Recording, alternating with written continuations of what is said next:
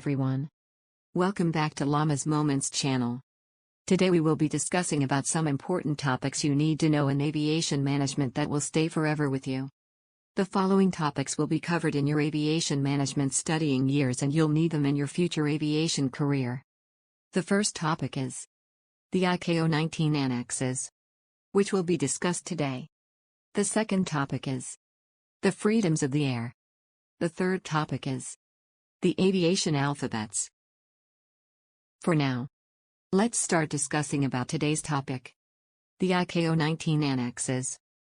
First of all, let's briefly mention two important concepts that will help you to understand the topic clearly. The Chicago Convention and ICAO. Chicago Convention is a convention on international civil aviation. ICAO is the International Civil Aviation Organization. ICAO is a UN specialized agency established by states in 1944 to manage the administration and governance of the Convention on International Civil Aviation, Chicago Convention.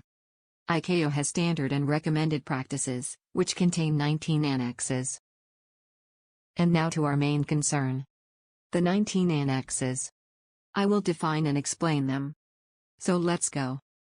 The first thing you have to know about the annexes is that you have to know them in order. The first annex is personnel licensing. For efficient and safe flight operations, the license of pilots and other ground service provider is required. Standards and recommended practices for the licensing of flight crew members, pilots, flight engineers and flight navigators, air traffic controllers, aeronautical station operators, maintenance technicians and flight dispatchers, are provided by Annex 1 to the Convention on International Civil Aviation. Related training manuals provide guidance to states for the scope and depth of training curricula that will ensure that the confidence in safe air navigation, as intended by the Convention and Annex 1, is maintained. These training manuals also provide guidance for the training of other aviation personnel such as aerodrome emergency crews, flight operations officers, radio operators and individuals involved in other related disciplines. The second annex is rules of the air. The main goal of aviation is to have safe, secure, and efficient air travel. In order to maintain this goal, there should be a global set of agreed air rules. The rules that are established by ICAO apply globally without exception. The developed rules by ICAO comprised of general rules, visual flight rules, and instrument flight rules contained. But who is responsible for the compliance with the rules of air? The pilot in command of the aircraft is responsible for the compliance with the rules of the air. Third annex is Meteorological Service for International Air Navigation. The important meteorological information to operators, flight crew members, air traffic services units, search and rescue units, airport management and others concerned with aviation are prepared by the Meteorological Office in the airport. The goal of the Meteorological Service is to have safe, efficient and regulated air navigation. Close contact is extremely important between the supplier of the meteorological information and its user. Aerodrome reports and forecasts that are required by aeronautical users to carry out their functions. Aerodrome reports include surface wind, visibility, runway visual range, present weather, cloud, air and dew point temperature and atmospheric pressure. Aerodrome forecasts are kept under continuous review and amended by the Meteorological Office concerned, as necessary. The fourth annex is the aeronautical charts. Actually, the aeronautical charts are the maps that are used in aviation. The maps required by the aviation is different from the maps used in the usual ground transportation. The aviation's maps does not require geographical boundaries and does not require political boundaries, while the ground transportation do require geographical boundaries and require political boundaries. To have a safe and efficient flight, there should be current, comprehensive, and authoritative source of navigation information made available at all times, and aeronautical charts provide a convenient medium for delivering this information in a manageable, condensed and coordinated manner. Aeronautical charts not only provide the two-dimensional information common in most maps, but also often portray three-dimensional air traffic service systems. Almost all ICAO states produce aeronautical charts and most segments of aviation make reference to them for planning, air traffic control and navigation purposes. Without the global standardization of aeronautical charts, it would be difficult for pilots and other chart users to effectively find and interpret important navigation information. The safe and efficient flow of air traffic is facilitated by aeronautical charts drawn to accepted ICAO standards. Annex 5, Units of Measurement to be used in air and ground operations. At the International Civil Aviation Conference held at Chicago in 1944, the importance of a common system of measurements was realized. A resolution was adopted calling on states to make use of the metric system as the primary international standard. 6th Annex. Operation of aircraft. The operation of aircraft engaged in international air transport must be as standardized as possible to ensure the highest levels of safety and efficiency. 7th Annex. Aircraft nationality and registration marks. How are aircraft classified and identified? And how can you tell aircraft nationality? These are two of the questions answered in the prefaced ICAO Annex 7. 8th Annex. Airworthiness of aircraft. The aircraft is issued with a certificate of airworthiness declaring that the aircraft is fit to fly. This is a sample of the airworthiness certificate. In the interest of safety, an aircraft must be designed, constructed and operated in compliance with the appropriate airworthiness requirements of the state of registry of the aircraft. The 9th Annex is Facilitation. The Annex provides a frame of reference for planners and managers of international airport operations, describing maximum limits on obligations of industry, and describing minimum facilities to be provided by governments. Initially, the Annex's main focus was to reduce paperwork, standardize internationally the documents that would accompany multi-traffic, and simplify the procedures required to clear aircraft, passengers, and cargo. The 10th Annex is Aeronautical Telecommunications. Three of the most complex and essential elements of international civil aviation that are covered by Annex 10 are aeronautical communications, navigation, and surveillance. Annex 10 is divided into 5 volumes. Volume 1, Radio Navigation Aids. Volume 2, Communications Procedures.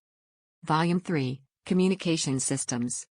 Part 1, Digital Data Communication Systems. Part 2, Voice Communication Systems. Volume 4, Surveillance Radar and Collision Avoidance Systems. Volume 5, Aeronautical Radio Frequency Spectrum Utilization. Annex 11. Air Traffic Services.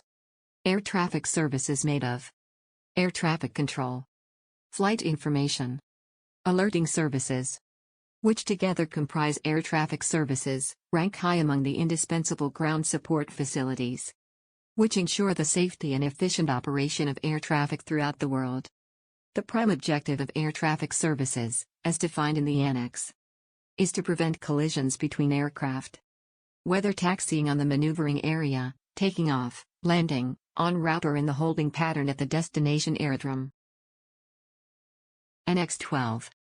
Search and Rescue. Search and rescue services are organized to respond to persons apparently in distress and in need of help, demanded by the need to rapidly locate and rescue survivors of aircraft accidents. A set of internationally agreed standards and recommended practices has been incorporated in ICAO's Annex 12, Search and Rescue, SAR. Annex 13. Accident and Incident Investigation. The causes of an aircraft accident or serious incident must be identified in order to prevent repeated occurrences. The identification of causal factors is best accomplished through a properly conducted investigation. To emphasize this point, Annex 13 states that the objective of the investigation of an accident or incident is prevention. Annex 13 provides the international requirements for the investigation of aircraft accidents and incidents. It has been written in a way that can be understood by all participants in an investigation. Annex 14. Aerodromes. An aerodrome is a location from which aircraft flight operations take place, regardless of whether they involve air cargo, passengers, or neither, and regardless of whether it is for public or private use. The ICAO Annex 14 sets out the fundamental rules and requirements for airport design and operations, which states undertake to apply through national laws. ICAO Annex 14 course explains, in understandable language with a practical approach, the requirements set out by Annex 14 and how they should be implemented by airport operator. Annex 15, Aeronautical Information Services.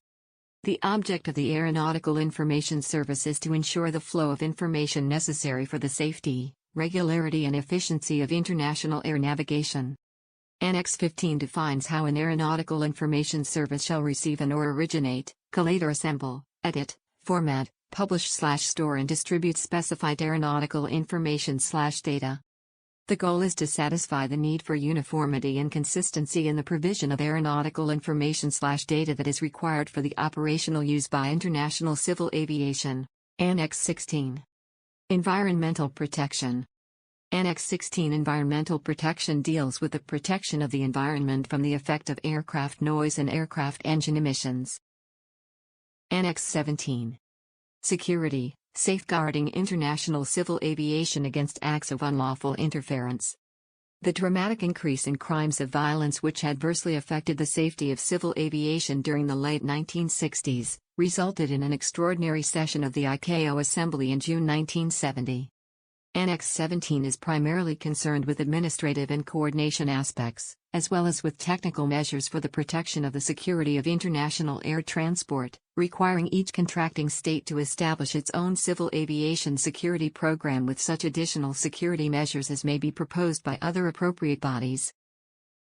Annex 18. The safe transport of dangerous goods by air.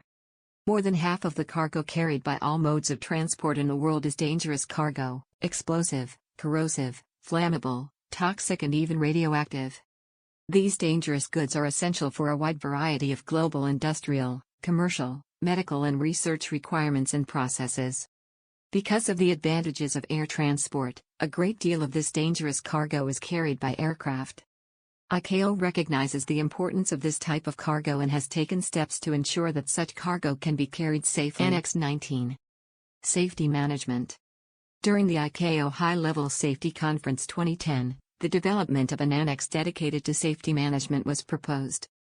The benefits identified of this approach included: address safety risks proactively, manage and support strategic regulatory and infrastructure developments, reinforce the role played by the state in managing safety at the state level, in coordination with service providers. Stress the concept of overall safety performance in all domains.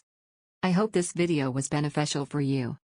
If you have any question, you can always ask me by writing a comment or by emailing us. If you have ideas for the upcoming videos, drop them in the comment section. Thank you for watching. Don't forget to subscribe. Have a good day. See you.